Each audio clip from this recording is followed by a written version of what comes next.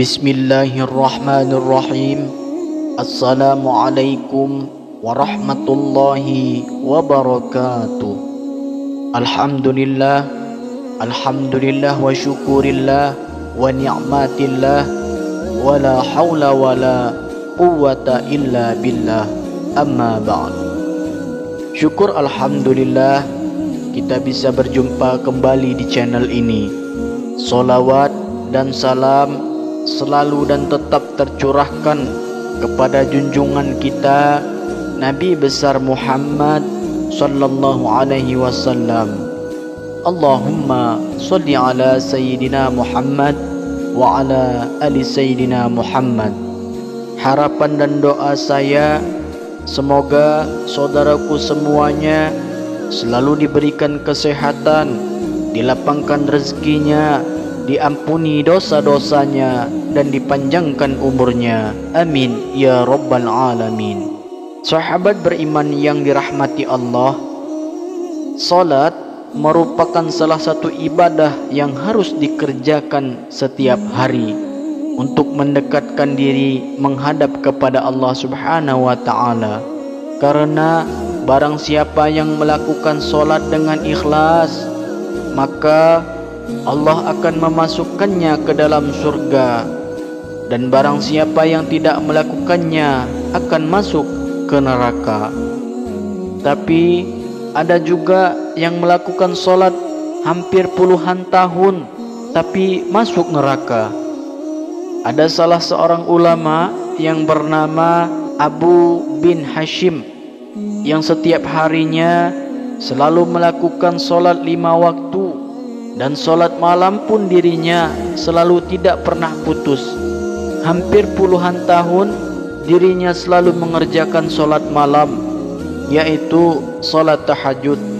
Setiap orang tertidur malam, dirinya selalu bangun dan segera mengambil air wudhu untuk melakukan sholat tahajud dan bermunajat kepada Allah Subhanahu wa ta'ala. Pada suatu ketika, saat hendak mengambil wudhu untuk tahajud, Abu bin Hashim dikagetkan oleh keberadaan sesosok makhluk yang duduk di bibir sumurnya. Abu bin Hashim pun bertanya, "Wahai hamba Allah, siapakah engkau?" sambil tersenyum. Sosok itu lalu berkata, "Aku adalah malaikat utusan Allah Subhanahu wa ta'ala." Abu bin Hashim pun terkaget sekaligus bangga karena kedatangan tamu malaikat yang sangat mulia. Abu bin Hashim pun lalu bertanya, "Apa yang sedang kamu lakukan di sini?" Malaikat itu pun menjawab, "Aku diperintahkan oleh Allah mencari hamba pecinta Allah."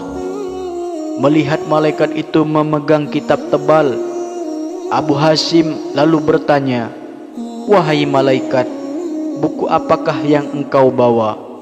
Malaikat pun menjawab, "Ini adalah kumpulan nama hamba-hamba pecinta Allah." Mendengar jawaban malaikat itu, Abu bin Hashim berharap dalam hatinya namanya ada di situ. Maka ditanyalah malaikat itu, "Wahai malaikat, apakah ada namaku di situ?" Abu bin Hashim berasumsi bahwa namanya ada di buku itu. Mengingat amalan ibadahnya yang tidak kenal putusnya, selalu mengerjakan sholat tahajud setiap malam, berdoa dan bermunajat kepada Allah Subhanahu wa ta'ala di sepertiga malam. "Baiklah, aku buka," kata malaikat sambil membuka kitab besarnya. Dan ternyata malaikat itu tidak menemukan nama Abu bin Hashim di dalamnya. Karena tidak percaya, Abu bin Hashim pun meminta malaikat mencarinya sekali lagi. "Betul, namamu tidak ada di dalam buku ini," kata malaikat. Abu bin Hashim pun gemetar dan jatuh tersungkur di depan malaikat. Dia menangis sejadi-jadinya. rugi sekali diriku yang selalu tegak berdiri di setiap malam dalam tahajud dan bermunajat kepada Allah Subhanahu wa taala. Akan tetapi namaku tidak termasuk dalam golongan para hamba pecinta Allah, kata Abu bin Hashim sambil menangis. Melihat itu, malaikat berkata, "Wahai Abu bin Hashim, bukan aku tidak tahu engkau bangun setiap malam. Ketika yang lain sedang tertidur lelap, engkau mengambil air wudhu dan kedinginan pada saat orang lain terlelap dalam buaian malam. Tapi tanganku dilarang Allah menulis namamu. Apakah gerangan yang menjadi penyebabnya?" tanya Abu Hashim kepada malaikat. "Engkau memang bermunajat kepada Allah, tapi engkau pamerkan dengan rasa bangga kemana-mana dan asyik beribadah memikirkan diri sendiri. Di kanan kirimu ada orang sakit atau lapar, tidak engkau tengok dan beri makan. Bagaimana mungkin engkau dapat menjadi hamba pecinta Allah Subhanahu wa ta'ala kalau engkau sendiri tidak pernah mencintai hamba-hamba yang diciptakan Allah Subhanahu wa ta'ala?" kata malaikat itu. Abu bin Hashim seperti disambar petir di siang bolong.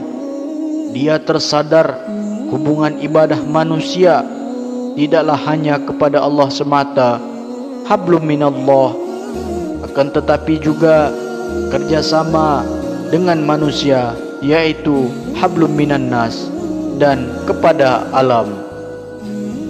Sahabat beriman yang dirahmati Allah, ternyata ibadah serajin apapun, kalau niat memamerkan, niat dianggap manusia, tidak peduli dengan kesusahan yang melanda di sekitarnya, maka akan dibenci oleh Allah Subhanahu wa ta'ala.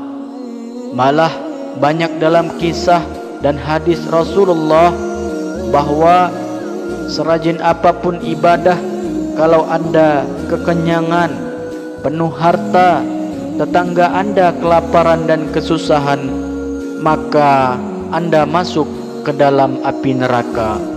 Semoga kita mendapatkan hikmah dari pelajaran yang sangat berharga ini.